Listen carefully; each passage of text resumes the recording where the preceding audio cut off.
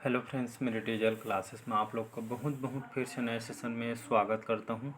तो यहाँ पे बाल मनोविज्ञान, ठीक है, बाल मनोविज्ञान के मोस्ट इम्पोर्टेंट यहाँ पे क्वेश्चन कवर करेंगे। आप सभी को पता होगा तो हॉस्टन वार्डन में यहाँ से सिलेबस उठा के देखेंगे तो 10 नंबर से यहाँ से क्वेश्चन पूछा जाएगा।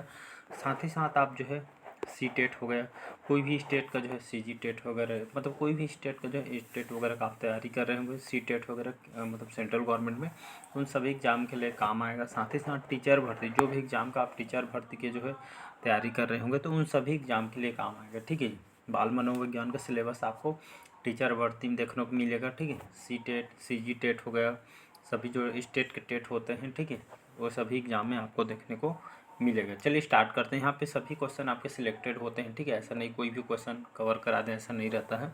सभी क्वेश्चन आपके इंपॉर्टेंट और सिलेक्टेड होते हैं। चलिए स्टार्ट करते हैं।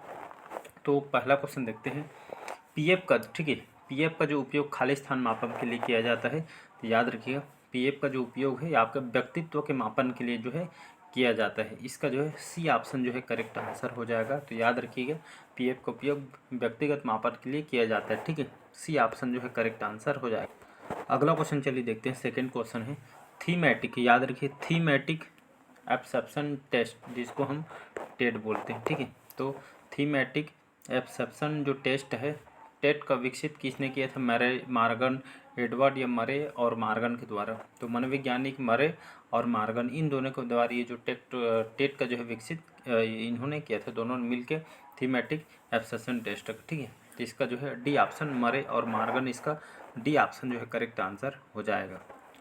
अगला क्वेश्चन है थर्ड क्वेश्चन, स्वयं की एवं दूसरों की भावनाओं एवं संवेगों को समझने एवं उनमें जो है अंतर करने की क्षमता को क्या कहते हैं, ठीक है। स्वयं को और दूसरों की भावना को, संवेगों को समझने एवं उनके अंतर करने की क्षमता को क्या बोलते हैं?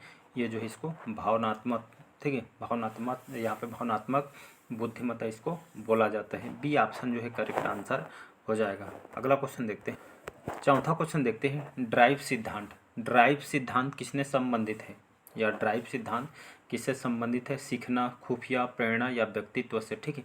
तो ड्राइव सिद्धांत जो है आपका प्रेरणा से संबंधित है। सी ऑप्शन जो है करेक्ट आंसर हो जाएगा। तो याद रखिए ड्राइव सिद्धांत किसने दिया है, किससे संबंधित है?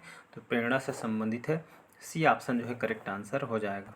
पांचवा क्वेश्चन चलिए देखते हैं, मानव विकास में कौन सा कारक महत्वपूर्ण है? आनुवंशिकता, पर्यावरण, आनुवंशिकता और पर्यावरण, या इनमें से कोई नहीं। तो मानव के विकास में कौन सा कारक महत्वपूर्ण होता है? तो इसमें जो है पर्यावरण बहुत ही महत्वपूर्ण होता है, ठीक है। इसका बी ऑप्शन पर्यावरण, इन्वायरमेंट करेक्ट आंसर हो जाएगा।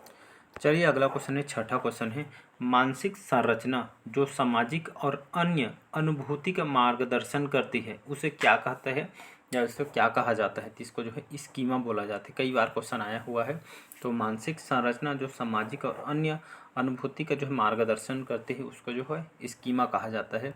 सी ऑप्शन जो है करेक्ट आंसर हो। सातवां क्वेश्चन है, पूर्वग्रह आमतौर पर, पूर्वग्रह आमतौर पर एक नकारात्मक दृष्टिकोण है जो सत्यापित नहीं होता है, उसे कहा जाता है गलत निर्णय, नकारात्मक निर्णय, पूर्वग्रह, या उपरोक्त में से कोई नहीं। तो पूर्वग्रह आमतौर पर एक नकारात्मक दृष्टिकोण है जो सत्यापित नहीं होता है, तो उसे क्या बोला जाता है? इसको जो है पूर्वग्रह बोला जाता है। सी ऑप्शन जो है करेक्ट आंसर हो। आठवां क्वेश्चन देखते हैं, निम्नलिखित में कौन सी जो विधि विशेष आवश्यकता वाले बच्चों को अध्ययन करने में मदद करती है, ठीक है। तो यहाँ पे आत्मनिरीक्षण विधि, साक्षात्कार विधि, प्रायोगिक विधि या केस स्टडी विधि। तो यहाँ पे जो है डी ऑप्शन हो जाएगा, केस स्टडी विधि। याद रखिएगा तो ये जो विधि विशेष आवश्यकता वाले बच्चों को अध्ययन करने में मदद करती है, कौन सी विधि? केस स्टडी विधि। इसका डी ऑप्शन जो है करेक्ट आंसर हो। चलिए नौवां क्वेश्चन है, बच्चे की प्रवृत्ति उन उत्तेजनाओं के, ठीक है, उत्तेजनाओं के प्रति समान प्रतिक्रिया करने की होती है जो वातानुकूलित उत्तेजना समान होती है। ये आपका जो है सामान्यकरण, याद रखिएगा। तो बच्चे की प्रवृत्ति उन उत्तेजनाओं के प्रति समान प्रतिक्रिया करने की होती है जो वातानुकूलित उत्तेजना के समान होती है, तो इसको जो है सामान्यकरण बोलते हैं, ठीक है जी। अगला क्वेश्चन देखते हैं, बुद्धि लब्धि की गणना करने का सही सूत्र या फार्मूला कई बार पूछा है, ठीक है। तो आपके जो कौन से बच्चे की बुद्धि लेवल जो है कितना है, ऐसा करके कई बार जो है पूछा गया है, ठीक है। तो यहाँ पे जो है MSCA इंटू जो 100 होता है, ठीक है, ये लगभग 130 से ठीक है। यहीं पे 125 से लेकर 140 तक के जो है मतलब जो है अच्छे बच्चे के जो है कैटेगरी में आते हैं। ठीक है, जो MA CA इंटू 100 जो है ये फार्मूला है। ठीक है। अगला क्वेश्चन है 11वां, वंचित समूहों के छात्रों को भी विद्यालय के साथ पढ़ाया जाना चाहिए। सामान्य छात्र इसका तात्पर्य है समावेशी शिक्षा। याद रखिए, तो वंचित समूहों के छात्रों को भी विद्यालय के साथ पढ़ाया जाना चाहिए। तो सामान्य छात्र इसका तात्पर्य आपका समावेशी शिक्षा से है। ठीक है, डी ऑप्शन जो है करेक्ट आंसर हो जाएगा। 12वां क्वेश्चन चलिए देखते हैं। बुद्धि लब्धि जिसको हम IQ लेवल बोलते हैं, ठीक है, बुद्धि लब्धि IQ शब्द का प्रयोग सर्वप्रथम किसने किया था? टर्मन ने, हॉल ने, आल्पोर्ट ने या स्टर्न ने? ठीक, तो मनोवैज्ञानिक जो स्टर्न है इन्होंने जो है बुद्धि लब्धि जो हम IQ लेवल बोलते हैं ये शब्द प्रयोग सर्वप्रथम इन्होंने किया था स्टर्न के द्वारा। डी ऑप्शन जो है करेक्ट आंसर हो जाए। 13वां क्वेश्चन देखते हैं। गेस्टाल्ट का अर्थ क्या है? ठीक है, तो गेस्टाल्ट का अर्थ है समग्र रूप से। ठीक है, तो गेस्टाल्ट का अर्थ यहाँ पे जो है समग्र रूप से है। ए ऑप्शन जो है करेक्ट आंसर हो जाएगा। अगला क्वेश्चन है पावलोव। ठीक है, पावलोव की जो है कंडीशनिंग जो है वातानुकूलित उत्तेजना है। ठीक है, ये जो है घंटी से। ठीक है, इसका जो है तो पावलोव को कंडीशनिंग में जो है वातानुकूलित उत्तेजना है आपके घंटी से। ठीक है, तो ये जो है घंटी इसका जो है करेक्ट आंसर हो जाएगा। नेक्स्ट क्वेश्चन देखते हैं। मौजूदा योजनाओं में नई जानकारी भरने को क्या कहते हैं? इसको संतुलन, आत्मसात, संगठन या आवास। ठीक है, तो मौजूदा योजनाओं में नई जानकारी जो है भरने को जो है क्या कहते हैं? इसको जो है आत्मसात बोलते हैं। बी ऑप्शन जो है करेक्ट आंसर हो जाएगा। निम्नलिखित में से कौन जो है अच्छी याददाश्त का लक्षण नहीं है उसको बताना है। ठीक है, इस तरह के क्वेश्चन एक नहीं, दो नहीं, 3 बार पढ़ी, लेकिन आंसर अच्छा सही लगाइए। ठीक है, तो जो है कौन सी जो है निम्नलिखित कौन अच्छी याददाश्त के लक्षण नहीं है?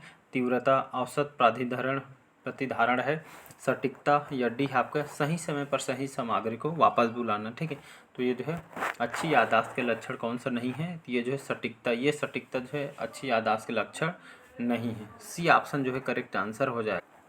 अगला क्वेश्चन है किसने कहा कि मनोविज्ञान जीवित प्राणियों के आचरण का सकारात्मक विज्ञान है? तो सर विलियम मैकडॉगल। याद रखें, जो मनोवैज्ञानिक सर विलियम मैकडॉगल इन्होंने जो है मनोविज्ञानिक जीवित प्राणियों के जो है आचरण का जो है सकारात्मक विज्ञान है। ये ऑप्शन जो है करेक्ट आंसर। निम्नलिखित में कौन सा जो सकारात्मक अधिगम हस्तांतरण का प्रकार नहीं है? तो पार्श्व स्थानांतरण, अनुक्रमिक स्थानांतरण, क्षैतिज स्थानांतरण या शून्य स्थानांतरण। ठीक है, तो कौन सा सकारात्मक अधिगम स्थानांतरण का प्रकार नहीं है? तो अनुक्रमिक स्थानांतरण जो है ये जो है अधिगम सकारात्मक अधिगम स्थानांतरण का प्रकार नहीं है। तो इसका बी ऑप्शन जो है करेक्ट आंसर हो जाएगा। 19 क्वेश्चन है। निम्नलिखित कौन जो है शैक्षिक मनोविज्ञान के अध्ययन की मनोभौतिकीय पद्धति के एक प्रकार नहीं है? इसका डी ऑप्शन करेक्ट आंसर हो जाएगा। व्यक्तिगत दृष्टिकोण को संशोधित करने की जो विधि जो है ये जो है शैक्षिक मनोविज्ञान के अध्ययन के मनोभौतिकी पद्धति के एक जो है प्रकार नहीं। बाकी न्यूनतम परिवर्तन की विधि या सीमाओं की विधि, निरंतर उत्तेजना की विधि, औसत या मध्य त्रुटि की विधि, ये जो है मनोभौतिकी पद्धति का प्रकार है। ठीक है, चलिए 20 क्वेश्चन है। इलेक्ट्रा कॉम्प्लेक्स किसके द्वारा जो है प्रस्तावित किया गया था? तो कार्ल जंग। याद रख, मनोवैज्ञानिक जो कार्ल जंग है इलेक्ट्रा कॉम्प्लेक्स इनके द्वारा जो प्रस्तावित किया गया था। इसका ए ऑप्शन जो है करेक्ट आंसर हो। 21 क्वेश्चन है। निम्नलिखित कौन जो है प्रयोगात्मक विधि का सबसे जो है आवश्यक घटक है? तो नियंत्रित स्थितियाँ। याद रखिएगा, तो प्रयोगात्मक विधि का सबसे आवश्यक घटक ये आपका नियंत्रित स्थितियाँ हैं। ठीक है जी, जिसका जो है सी ऑप्शन जो है करेक्ट आंसर हो जाएगा। नेक्स्ट क्वेश्चन 22वां क्वेश्चन है। व्यक्तित्व मापन के लिए कौन सी विधि जो है प्रक्षेपी विधि नहीं है? TAT, सोसार्क, इंगब्लास टेस्ट, प्रश्नावली, वाक्य पूर्णता परीक्षण। ठीक है, तो व्यक्तिगत मापन के लिए कौन सी विधि प्रक्षेपी विधि कौन सा नहीं है? तो वाक्य पूर्णता जो परीक्षण ये जो है विधि जो है प्रक्षेपी विधि नहीं। बाकी TAT, शशांक, इंगब्लास टेस्ट या प्रश्नावली ये सभी जो विधि प्रक्षेपी विधि, बाकी जो है ये जो है डी ऑप्शन जो है ये प्रक्षेपी विधि नहीं है। बाकी ABC इसका जो है करेक्ट आंसर हो जाए। 23 क्वेश्चन है। व्यक्तित्व के 2 कारक सिद्धांत का प्रतिपादन किसने किया है? आल्पोर्ट, कैटल, स्पीयरमैन या आपका आइसेनक। तो ठीक है, व्यक्तित्व के 2 कारक सिद्धांत का प्रतिपादन किसने किया है? तो स्पीयरमैन। याद रखिएगा, तो व्यक्तित्व के 2 कारक सिद्धांत का प्रतिपादन यहाँ पे जो है स्पीयरमैन के द्वारा यहाँ पे किया गया है। इसका सी ऑप्शन जो है करेक्ट आंसर हो जाएगा। अगला क्वेश्चन देखते हैं। अगला क्वेश्चन है कि इनमें से कौन जो है दीर्घकालिक स्मृति का प्रकार नहीं है। दीर्घकालिक स्मृति का प्रकार नहीं है उसको बताना है, ठीक है जी। घोषणात्मक स्मृति, कार्यशील मेमोरी, एपिसोडिक मेमोरी या आपका सिमेटिक मेमोरी। तो आपका जो कार्यशील जो मेमोरी है ये आपका दीर्घकालिक स्मृति का प्रकार नहीं है, ठीक है। इसका बी ऑप्शन जो है करेक्ट आंसर हो जाएगा। अगला क्वेश्चन देखते हैं। अगला क्वेश्चन है कि मनोविश्लेषण का विकास किसने किया था, ठीक है। किसका मनोविश्लेषण का विकास किसने किया था? जॉन बी वाटसन ने, बिने ने, सिगमंड फ्रायड ने या आपका कार्ल रोजर्स के द्वारा। इसका सी ऑप्शन हो जाएगा। तो मनोविश्लेषण का जो विकास किसने दिया है या इस नियम का प्रतिपादन ये जो है सिगमंड फ्रायड के द्वारा जो है विकास इन्होंने किया है। सी ऑप्शन जो है करेक्ट आंसर हो जाएगा। 26 क्वेश्चन है परीक्षण और त्रुटि। याद रखिए, परीक्षण और त्रुटि का सिद्धांत किसने प्रतिपादित किया है? स्किनर, गेस्टाल्ट, पावलोव या आपका थॉर्नडाइक। याद रखिए, परीक्षण और त्रुटि का जो सिद्धांत का जो प्रतिपादन ये जो है थॉर्नडाइक के द्वारा दिया गया है। इसका डी ऑप्शन जो है करेक्ट आंसर हो। चलिए बढ़ते हैं अगला क्वेश्चन तरफ। 27 है इनमें से कौन सा रचनात्मक चिंतन का पहला चरण है? तो आपका जो है रोशनी। याद रखिएगा, तो इसमें से जो है रचनात्मक चिंतन का पहला चरण आपका रोशनी है। बी ऑप्शन जो है करेक्ट आंसर हो जाए। 28 क्वेश्चन है निम्नलिखित कौन सा एक संवेग है? स्मृति, डर, ध्यान या प्रोत्साहन। तो जो है एक संवेग है। निम्नलिखित कौन एक जो है एक संवेग है? तो डर जो है एक संवेग है। बी ऑप्शन जो है करेक्ट आंसर हो जाएगा।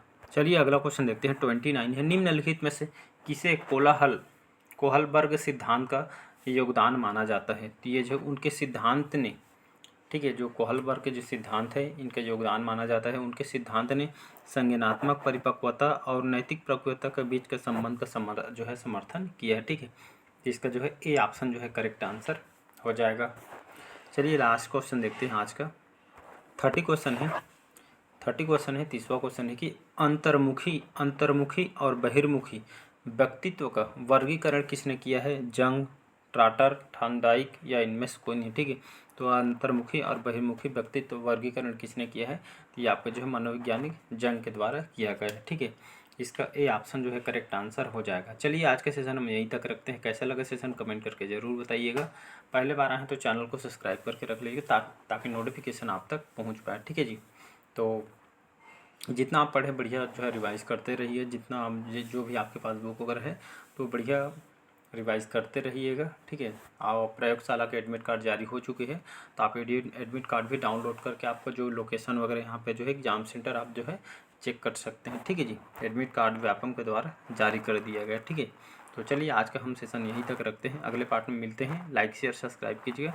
आज के सेशन हम यहीं तक रखते हैं, ठीक है जी। Thank you.